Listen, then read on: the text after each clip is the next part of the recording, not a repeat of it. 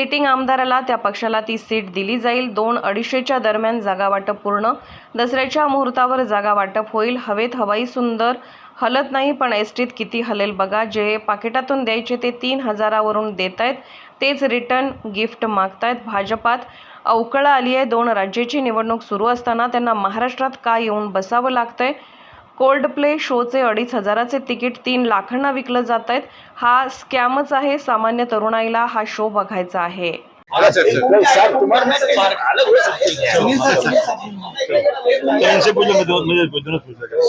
सर्व मित्र पक्षांना पण आज बोलवलं होतं. सगळ्यांची चर्चा सुरू आहे. तिसऱ्या दिवशी बैठक सुरू आहे. सगळं काही ठरलंय, फॉर्म्युला ठरलंय आणि आमचा ठरलंय. काय काळजी करू ठरलं म्हणजे काही जाहीर होणार आहेत का आकडे किंवा कुणाला किती जागा? तेव्हा ज्या अर्थी छोटे पार्टनर आले त्या अर्थी मोठ्या पार्टनरांनी सेटलमेंट केलेली.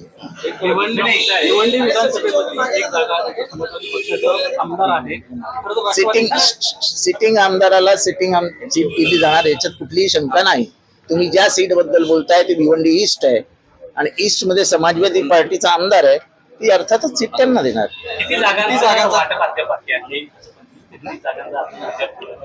असं जोपर्यंत शेवटचा लिस्ट तयार होत नाही तोपर्यंत एक पुढे मागे होतच राहत. साधारणतः किती जागा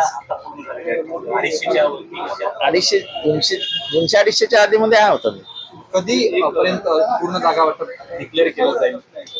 तसं माझ्या अंदाजाने दसऱ्याच्या शुभमुहूर्तावरती यादी जाहीर करून टाकली. एक लक्ष्मी नाके यांनी म्हटले की जरांगी पाटील हे शरद पवार आणि एकनाथ शिंदे यांच्या सल्ल्यानुसार, त्यामुळे राजेश टोपे असो किंवा रोहित पवार आम्ही त्यांना हरवणार. आता कसं म्हणजे राज्यामध्ये खूप जण हरवणार ही भाषा वापरायला लागली. आपल्याला काय माहित नाही बाबा हाकींचे हात कितपर्यंत जाईल आणि एक न बोललेलं बरं. या नवीन गव्हर्नमेंटने शिवनेरी बसमध्ये हवाई सुंदरी सारखी आता बसचे पाटे सस्पेन्शन वगैरे व्यवस्थित करा. हवाई सुंदरी हलत नाहीत हवेमध्ये. इथे बसमध्ये ती सुंदरी झालायची. अजित पवार म्हणतात दिवाळीला 3,000 रुपये दिवाळी म्हणजे ओवाळणी म्हणून गिफ्ट देणार लाडक्या बहिणी. असं आहे की हे सगळे दिवाळी म्हणजे लगेच 14 दिवसांनी इलेक्शन.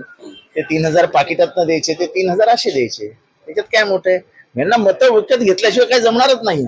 एकीकडे गडकरी साहेब बोलतात की ह्याच्यामुळे महाराष्ट्राचं वाटोळं झालंय. आम्ही नाही बोलत, गडकरी साहेब बोलतात कारण का योजना चांगली आहे. पण गडकरी स्वतः म्हणतात की या योजनेमुळे महाराष्ट्राचं काहीच खरं नाही. स्वतः अजितदादा म्हणतात कुठल्या योजना जर कॅबिनेटमध्ये आल्या की पैसेच नाही द्यायला, याला पैसे कुठून आणायचे. अशी स्वतःच्याच सरकारमध्ये तिजोरीत पैसा नसल्याची खात्री स्वतः अजितदादा देत आहेत. याच्यात काय बोलायचं. उदय सामंत पण म्हणतात की महिलांनी आम्हाला रिटर्न गिफ्ट द्यावं, आम्ही त्यांना गिफ्ट देतो, तुम्ही आम्हाला पुढच्या महिन्यात. म्हणजे तेच आहे ना. मी जे काय म्हटलं ते खोटं आहे का? मी थोड्या स्पष्ट शब्दात म्हटलो की आम्ही तुम्हाला देतोय, तुम्ही आम्हाला द्या. रिटर्न गिफ्टचा अर्थ काय असतो की मी तुला गिफ्ट दिली, तू मला गिफ्ट दे. आता गिफ्ट म्हणजे काय तर मला मत दे. मी थोड्या क्लिअरली बोललो की हे सगळं मतांच्या राजकारणासाठी चालू आहे. काल आणि आज अमित शहा मुंबई दौऱ्यावरती होते. त्यांनी भाजप कार्यकर्त्यांना सांगितले खचून जाऊ नका. म्हणजे ह्याचा अर्थ की त्यांना कुठेतरी मनातनं वाटतंय की भाजपचे कार्यकर्ते मनातनं खचलेत.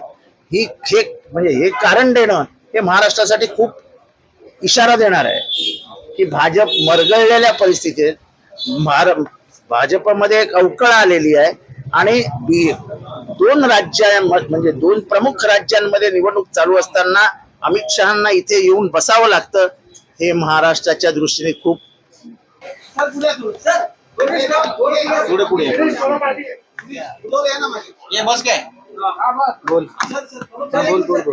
हे कोल्ड प्लेच्या माध्यमातून इथल्या तरुणांना कसं मूर्ख बनवलं जातं ह्याचा एक मोठा स्कॅम समोर आलाय. 10 मिनिटात 1.5 लाख तिकीट विकली जातात आणि त्याच्यावरती कोणीही बोलायला तयार नाही. ही दुःखदायी बाब आहे. महाराष्ट्रातल्या नाही तर देशातली लहान पोरपोरी आपल्या लॅपटॉपवर तासनतास लाईन लावून बसली होती, काही झालं नाही. आता कानावर गोष्ट अशी येते की ती काही इंडिपेंडेंट साइट्स आहेत, त्या इंडिपेंडेंट साइट्स वरनं तिकीट विकली गेली. त्या इंडिपेंडेंट साइट्सला तिकीट दिली कोणी? ह्याच्यावर सगळ्यावरच एक SIT बसली पाहिजे SIT ने चौकशी केली पाहिजे आणि पुढे हे होणार नाही. तिकीट जर एका विक्रेत्याला दिली असतील तर त्याच विक्रेत्याने विकली पाहिजेत. हा कुठला खेळ आहे की नाही वो प्रायव्हेट जो साइट से उन्होंने बेच डाली त्यांना कशी त्याची परवानगी मिळाली. त्यामुळे हा सगळा फ्रॉड आहे आणि हा फ्रॉड उघडकीस आला पाहिजे. कारण ह्याच्यानी कालांतराने आता फक्त अशीच तिकीट विकली जातील. ऑन द साईट तिकीट विकलीच जाणार नाहीत. मग ऑन द साईट तिकीट विकली जाणार नसतील तर 2,500चे तिकीट 3 लाखाला मुंबईत विकलं जात आहे. ही शोकांतिक आहे. तरुण पोरपोरी खूप मनाने आम्हाला शोला जायचंय, आम्हाला शोला जायचंय असे गडगाणगात बसली आहेत. पण दुर्दैवाने त्या पोरांच्या हातात काहीच पडत नाही. सर पण याने देशाची प्रतिमा पण डागाळते. नाही नाही, पण आंतरराष्ट्रीय स्तरावर हो ढागळते ना. म्हणजे कोल्डप्ले इज इंटरनॅशनल ब्रँड आणि बँड तो इंटरनॅशनल ब्रँड आहे. आणि त्याच्या बाबतीत इथे असं होतंय म्हटल्यावरती म्हणजे जगाच्या पाठीवरती लाच गेली ना की कोल्डप्लेची तिकीट 3 लाखाला विकली जात आहेत. शोभणारी गोष्ट नाही. म्हणजे देशामध्ये गरिबांनी चांगलं काही पाहूच नाही. त्यांच्याकडे पैसे आहेत त्यांनीच मजा करावी असं त्याचे संकेत आहेत. स्कॅम होतोय का कुठे? हा स्कॅमच आहे.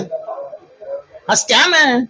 1.5 लाख तिकीट 3 लाखाने विकली गेली जी 2 आणि 2,500ची आहेत. कैलकुलेशन मारा किती है स्कैम.